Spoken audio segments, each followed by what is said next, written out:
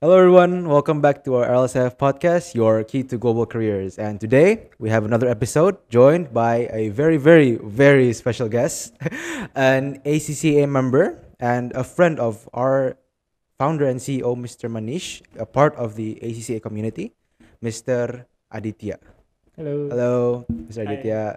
So before we start, if you don't mind, maybe a brief introduction about yourself, kayak who you are and how long have you been a part of ACCA and yeah, your journey as a whole, maybe. Okay. Thank you. My name is Aditya Fadriansyah, but you can call me Adit.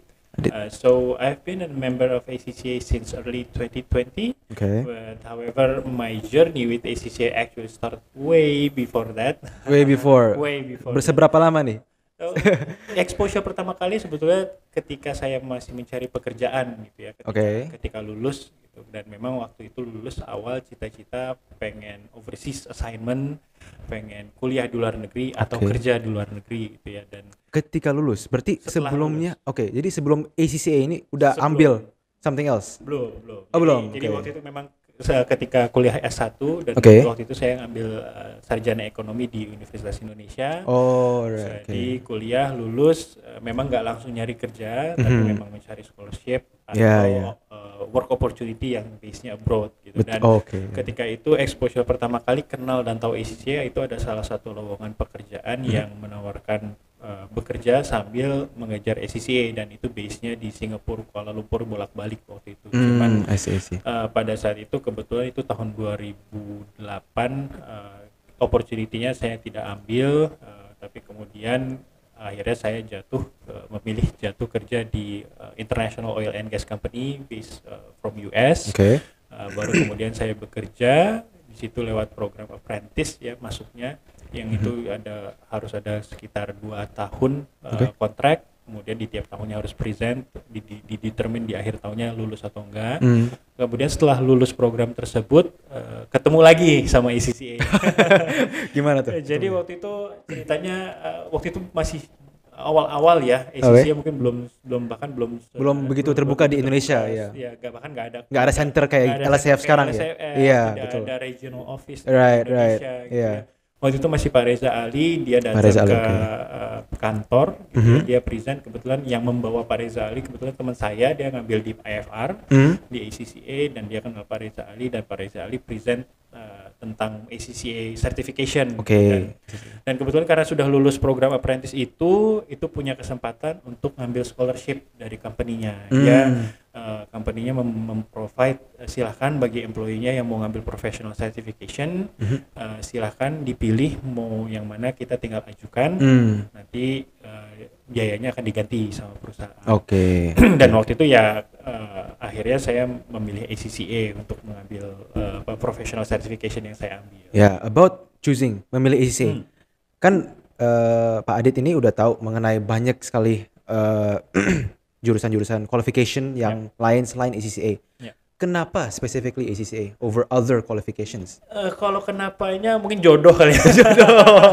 Awalnya udah ketemu, nggak jadi. Iya, nggak jadi, tapi ketemu lagi, ambil. Kenapa lagi. tuh?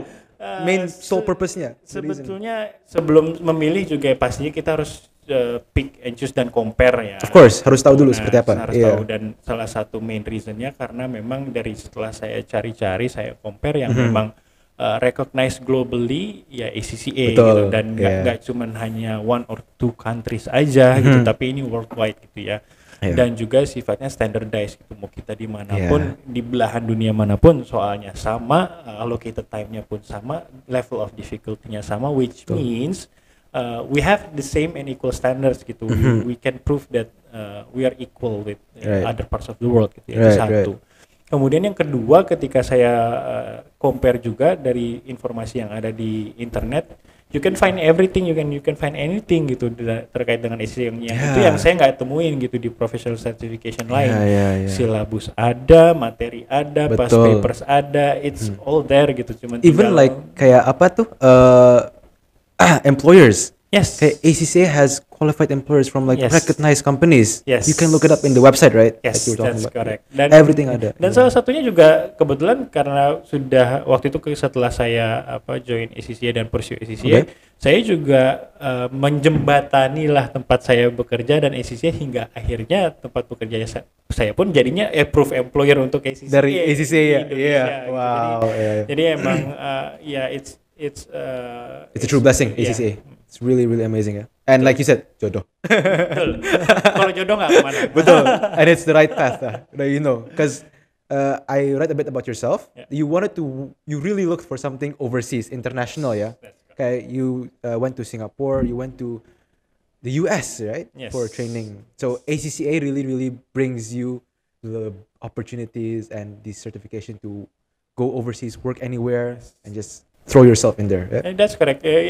Bisa dibilang a dream come true juga ya. Yeah. Maksudnya ya cita-cita saya kuliah atau kerja di luar negeri itu sedikit atau tercapai gitu ya dibantu dengan ACCA karena ya memang dengan saya mengambil ACCA itu juga membantu saya di tempat kerja dan jadi direcognize gitu dan terkait dengan training program itu yang saya dikirim ke US ya memang saya terpilih dari BU Indonesia mewakili BU Indonesia dan memang di training programnya juga globally gitu di mana saya ketemu orang-orang dari BU-BU lain gitu dari BU Norway, dari BU Qatar, bahkan dari BU US sendiri dan kita mengikuti training program yang sama gitu di sana.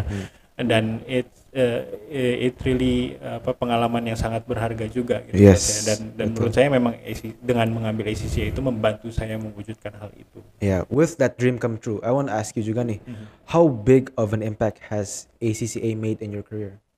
Well, impact-nya significant ya, maksudnya dalam hal setelah ketika misalnya saya mengambil professional certification itu memang modul atau materi-materi dari ACCA ini sangat terkait dengan pekerjaan yang saya ambil karena kebetulan kan memang saya bekerja di Departemen Finance waktu itu ya di Departemen Finance dan memang materinya sangat membantu dengan pekerjaan yang memang sedang saya kerjakan gitu. Ada terkait tentang business analysis, ada tentang financial modeling dan if you look at my career gitu, I've moved to another different role every 2 or 3 years gitu dan itu membantu saya juga untuk mendapatkan kesempatan itu gitu ya dan mendapatkan exposure juga dan pengalaman yang berbeda-beda dari berbagai macam posisi dan ketika ada opportunity datang saya merasa saya sudah siap gitu untuk memasuki tempat yang baru atau pekerjaan yang baru gitu. So it equips me with the material that I need. Maybe mungkin misalnya sekarang saat ini bekerja, let's say jadi auditor gitu ya, mungkin nggak terlalu terekspos gitu dengan financial modeling atau apa, tapi you never know gitu di kedepannya akan ada pekerjaan atau ada assignment apa yang terkait sama itu dan whenever that opportunity or that challenges comes gitu ya kita udah siap. You beneran like you said fully equipped with everything you need. So again like ACCA has a lot of these modules, a lot of these studies, content that really, really helps you prepare for the real world. Like I'm seeing right now, sorry, but if I'm opening your portfolio at the same time, tapi this person right here, almost every 1 to 2 years, changing professions, changing work. Itu bukan karena gak setia ya, tapi emang kalau masalah setia saya dari tahun 2008 sampai sekarang perusahaannya masih sama. Cuma kebetulan terakhir ini memang yang company dari US itu kemudian memilih menjual ownership-nya di sini dan diakuisisi. Jadi secara judulnya aja gitu yang berubah, judul company-nya tapi atau position title-nya yang berubah, tapi sebetulnya bekerjanya di company yang sama selama sudah 2008 sampai 14 years. Wow, 14 years.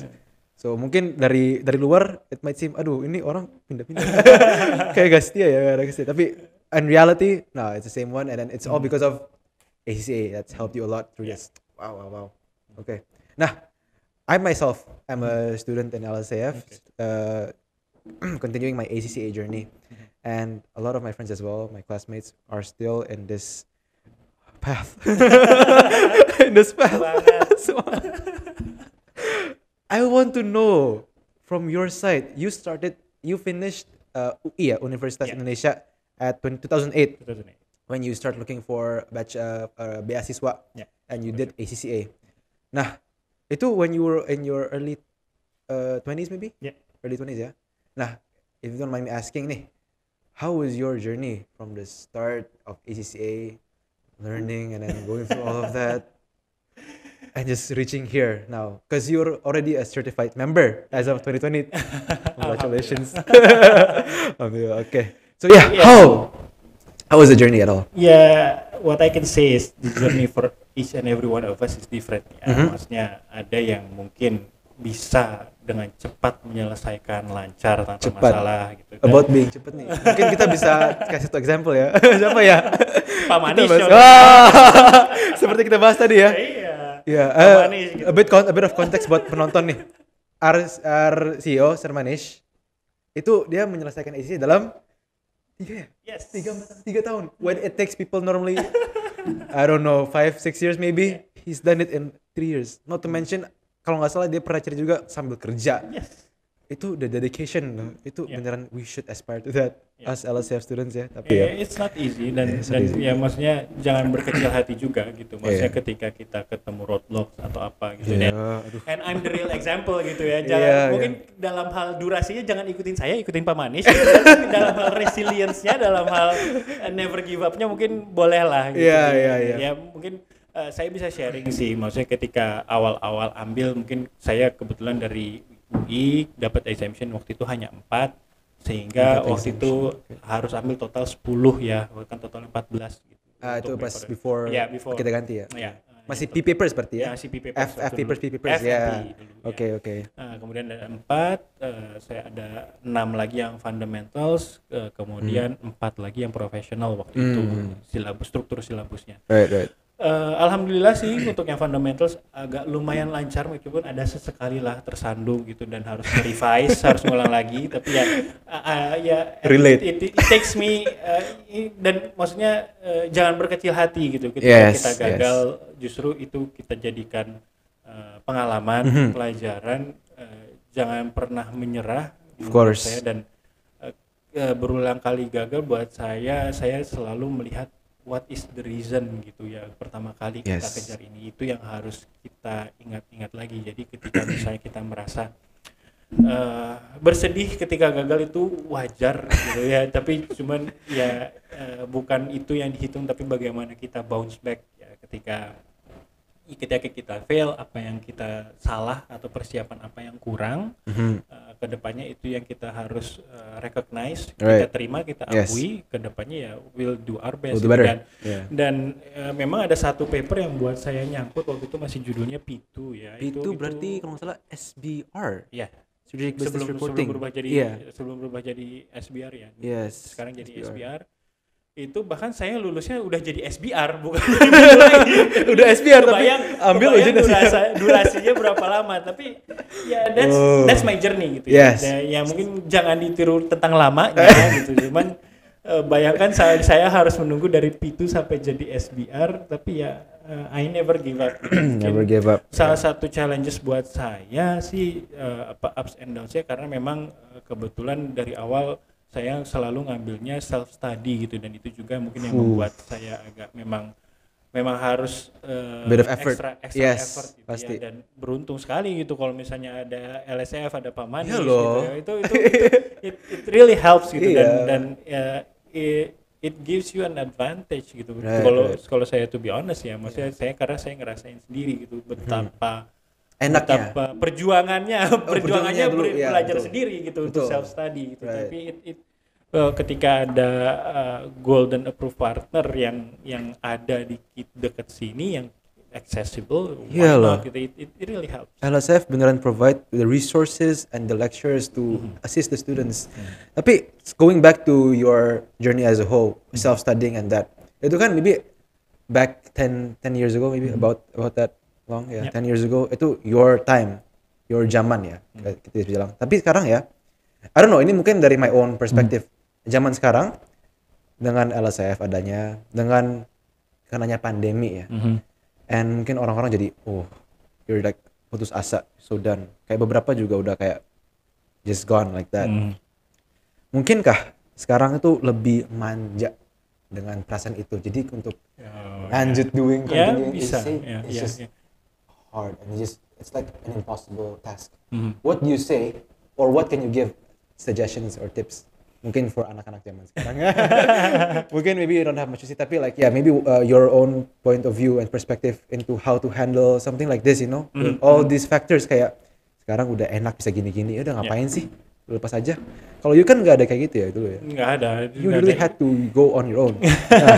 What can you say to people like this these days? Sometimes we often take things for granted. That's dan istilah kalau kata lirik lagu, you never know what you got till it's gone gitu. Lagu mana ya?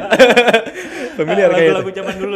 Familiar kayak you never know what you got till it's gone. Jadi dan itu tadi gitu ya, ketika misalnya kita berhenti di tengah jalan, you'll never know what you can achieve gitu. Ketika kita memutuskan untuk terus keep on going, ada something yang mungkin yang harusnya kalian bisa capai jadi tidak tercapai, dan apalagi kedepannya gitu ya, dengan kemajuan teknologi, dengan kemajuan perkembangan, challenges-nya semakin berat gitu, karena we have to be fully prepared, we have to be fully equipped gitu dengan kemajuan teknologi, dengan people move around globally lah boleh dibilang sekarang gitu ya, dan challenges-nya terkait human resource gitu ya, capital resource. Kalau kita nggak punya additional advantage, you'll never go anywhere. We're done. Speaking of being better equipped and advancing towards the future in technology, I read a lot that you have you're very very mahir ya, sangat wow dalam Excel, and itu bakal sangat sering dipakai especially in accounting ACCA ya these days. Nah, maybe we can dive into more about that, how Excel came into your expertise and gimana implementasi aplikasi Excel dalam bidang-bidang sekarang. Well, to be honest ya, kalau saya sendiri memang saya suka gitu ya dengan yang sifatnya IT kan, kemudian aplikasi computer gitu, related maksudnya ngotak-atik Excel, formula, dan tertarik gitu ya, mempelajari fungsi ini buat apa, gimana cara makainya gitu ya, dan sebenarnya banyak sih materi-materi di luar sana, modeling excellence class gitu ya, yang bisa kita ambil, dan buat saya sih enjoy gitu ya, dan menikmati gitu bekerja dengan Excel, dan kebetulan karena memang pekerjaan saya juga dulunya di departemen finance, banyak terkait dengan Excel, bekerja dengan data. It really helps gitu ketika kita bisa mengolah data, melihat not just the numbers tapi catch the information, mempackage itu menjadi suatu insight yang jadinya ujungnya bisa membantu management decision gitu. Itu yang sebetulnya ada kepuasan tersendiri buat saya gitu, dan start with the simple things lah, misalnya nggak usah yang terlalu advance, tapi it's good juga gitu kalau misalnya memang sudah bisa bermain dengan big data atau dengan software yang lebih advance lainnya. Cuman start with the basic, step by step lah gitu untuk dan kalau buat saya sih itu investasi ya, maksudnya skill. Itu skill something you have. Dan ketika balik lagi, ketika ada challenge, ketika ada questions, kamu ada masalah di tempat pekerjaan, gimana mengolah datanya, ketika mungkin orang lain perlu takes hours atau days ngerjainnya, ketika misalnya kita tahu triknya, ini bisa digini, it may take you even a couple of minutes gitu. True. Banyak banget kayak I see a lot of like videos in social media, orang-orang kayak ada kayak Excel sheet, terus kayak bosnya suruh kalian harus bikin ini satu-satu for like 100 cells, terus kayak deadline-nya besok atau deadline besok, tapi he does it in like 5 seconds because of the shortcuts and his understanding in Excel. Jadi it's really useful ya. It's really sangat useful. And from here you made a lot of kayak like dashboards and systems within Excel ya. Dan itu juga maksudnya ketika kita sudah terbiasa mengolah data, nyaman dengan datanya, kita akan shift gitu ya dari yang sifatnya awalnya mungkin kita kusut dengan gathering data, ngerapihin data, it takes time mungkin awalnya, tapi dengan kita sudah terbiasa, kita bisa fokus more on analyzing the data, and presenting the information gitu, rather than dealing with the data. Applying it because we're already very professional with it. Yeah, I might need some some Excel lessons from you. I love Excel. I'll be honest. I love using Excel, like shortcuts and everything. I don't use this anymore. For you know how it is, right? All in there. You already get used to I'm the getting shortcuts. Yeah, the shortcuts, the alt, and then just everything else. I love it. So yeah, maybe. Hey, if you're opening, I don't mind having an excellent class with you. Yeah, can. Coming back again, to exams, actually. I want to know more about your exams because this is, I don't know, this might be uploaded after September or not, tapi we're in exam session, September exam sessions. Approaching the exam, what can you suggest? Because there have been a lot of suggestions and tips, tapi from you personally, who took the time, it's not a bad thing. Like, yeah, it's good to like focus and then like, besides you were working at the same time, sambil kerja sambil ujian. So, approaching exam ini, apa tips tricks that you can suggest to us as students? Kapan examnya? Kapan? Okay. Ya, mendekati lagi, udah mendekat-dekati ya. Actually now. Sekarang wait, let me see. Sekarang tanggal 4, tanggal 5 September. Kalau udah mendekati waktu ini sih udah gak banyak tips yang bisa diberikan. Oke, mungkin Desember next session. Desember. Kalau untuk yang mendekati ini ya hopefully udah prepare the best ya. Okay. Just trust in yourself gitu ya. Self trust ya. Self trust, self confidence. Itu penting gitu ya. Apapun misalnya masalah yang sebelumnya harus ngulang atau apa you've done yourself great whole lot of work gitu ya dengan memprepare dan memutuskan untuk ujian. You have to appreciate yourself dan menghargai usaha-usaha yang sebelumnya udah dilakukan gitu yang mendekati ujian. Tipsnya banyak memang di luar sana gitu ya, kita tinggal Google gitu tips and tricks ACCA exam keluar semua. From you lah, something one or two tips. Small tips. Satu, jangan pernah question spotting, itu bener banget. Question spotting gimana tuh maksudnya? Oh kayaknya untuk materi yang ini soalnya ini. Jangan question spotting. Oh mungkin yang muncul bakal ini tapi ini nggak muncul, jadi belajar ini aja deh. It will never work. Yes. Everything there gitu. Jadi assume everything comes out. Everything comes out. Maksudnya be confident, pelajari semuanya. Sepanjang pengalaman saya, as long as we can cover as much as material that we have in the modules, you will be okay. Dan as long as you're comfortable, banyak latihan, question practice, review gitu, dan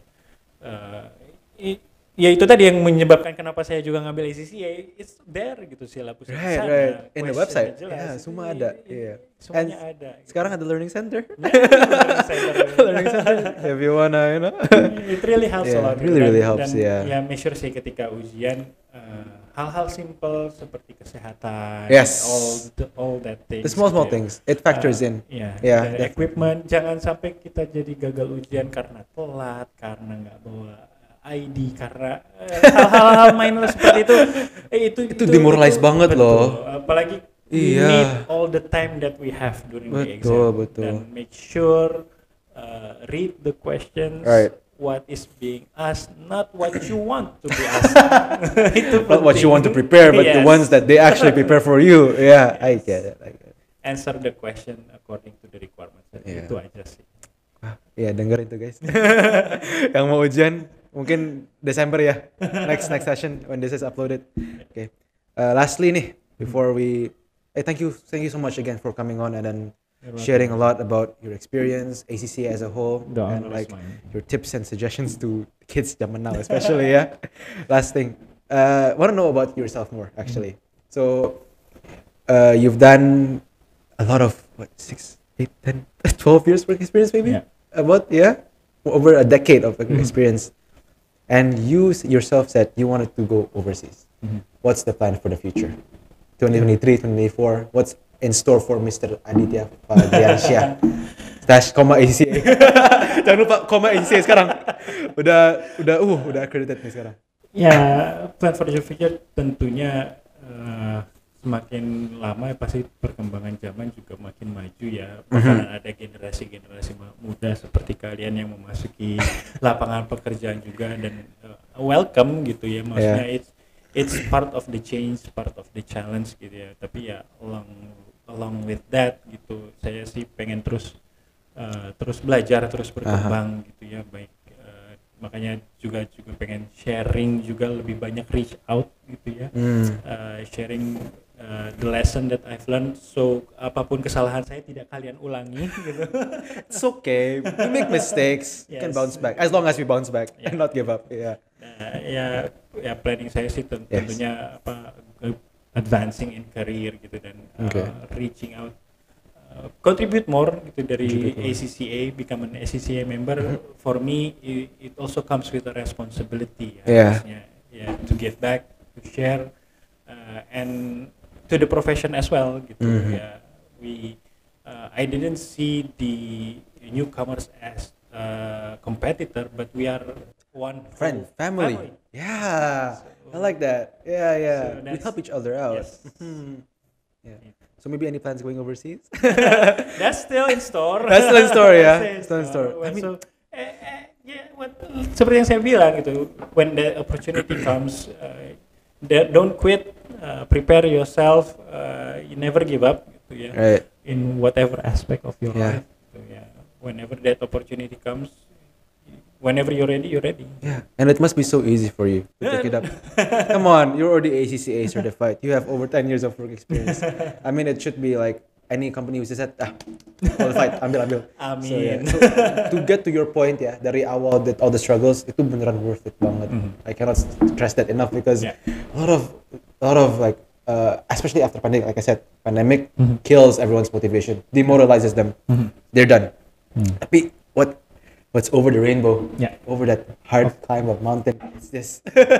What comes after the storm? What comes after the storm? Yes, that. Yeah, so really, really worth all the hardships, all the struggles. It's not immediate. Yeah, not everyone's like Sir Manish. 3 years done. What? Yes. We take time. Everyone's different, like you said. So never give up. Right? Yeah, that's your major takeaway from all this. Yeah, that's true. Yeah, because at the end, it becomes like this. Sir Manish. Just talking about this. Okay. Anyways, I think if there's anything else maybe you would like to share, final takeaways before we end our session today. So final takeaways, as I've mentioned, don't give up. Don't give up, as always. Remember always the reason kenapa we took this path in the beginning, and our purpose, our goal. Don't stop gitu. Whenever hardship comes, it will shape you to be a better person in the future. Yes, definitely. And thank you for inviting me. Thank you as well. The pleasure and the honor is mine. Thank you very much for contributing to us with yourself as a guest sharing. And I'm sure this is going to be very, very beneficial towards anyone watching this, especially who's struggling with their ACCAs, especially myself. Hang in there. Trying. Okay, if that's all, I would like to thank you again once more for coming on, and thank you for everyone who tuned in until the end, who's watched this all, and hopefully this is very beneficial to you all. And stay tuned for future podcasts, and don't forget to like and subscribe. Thank you. Bye-bye.